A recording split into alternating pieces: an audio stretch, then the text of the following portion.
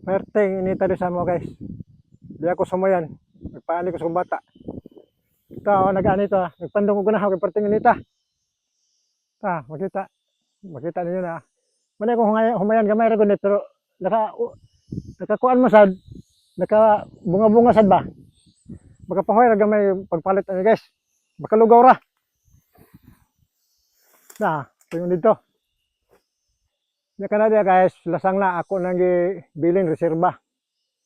Reserba na diha nga pabugnaw sa area ba.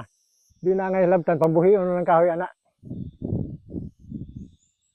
Kana pambuhion ng kahoy kay importante nga naay kahoy mobilin sa ato ang area kay pabugnos panahon. Kay kabatuhan mo sa na diha na makita bangpang nga bato na.